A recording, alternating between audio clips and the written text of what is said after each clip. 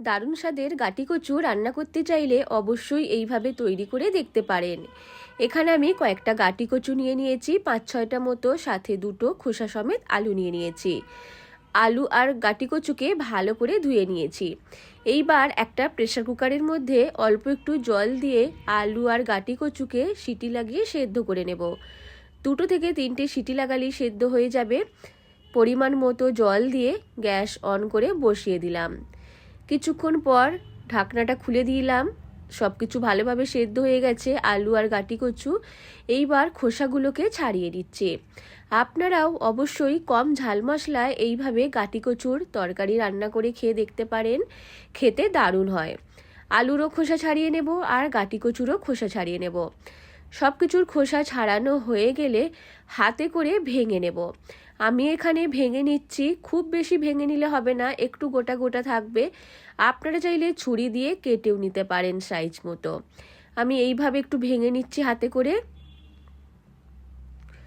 আলু আর গাটি কচুকে ভেঙে নেওয়ার পর এর মধ্যে দিয়ে দিলাম পরিমাণ মতো নুন, পরিমাণ মতো হলুদ গুঁড়ো, লঙ্কা গুঁড়ো, জিরে গুঁড়ো আর ধনে গুঁড়ো।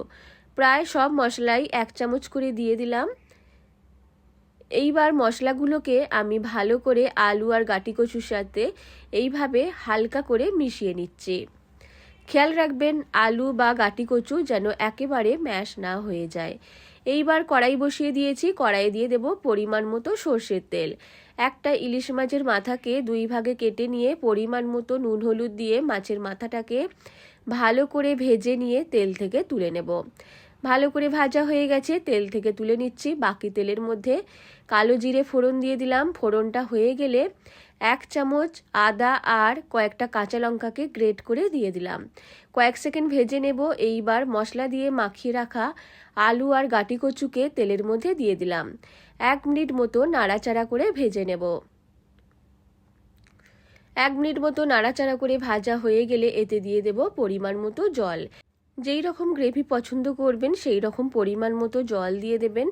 আমি এখানে জল দিয়ে দিচ্ছি। বেশ ভালো করে তার আগে ভেজে নিলাম। ভাজা হয়ে গেলে পরিমাণ মতো জল দিয়ে দেব। 1 কাপ জল দিয়ে দিচ্ছি। 1/2 কাপ করে 2 বার জল দিয়ে দিলাম। সব কিছুকে মিশিয়ে নিচ্ছি। ঢেকে কিছুক্ষণ ফুটিয়ে নেব, তাহলে ঝাল মশলা সব কিছু ভালোভাবে মিশে যাবে। কিছুক্ষণ পর ঢাকনা খুলে দিচ্ছি।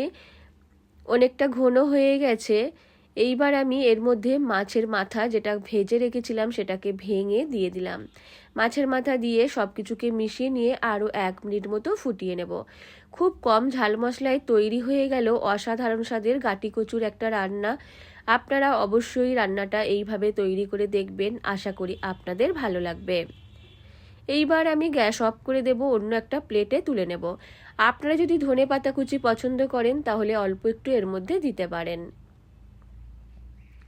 রান্নাটা ভালো লাগলে লাইক, শেয়ার এবং কমেন্ট করতে ভুলবেন না, আর আমার চ্যানেলটিকেও সাবস্ক্রাইব করতে ভুলবেন না।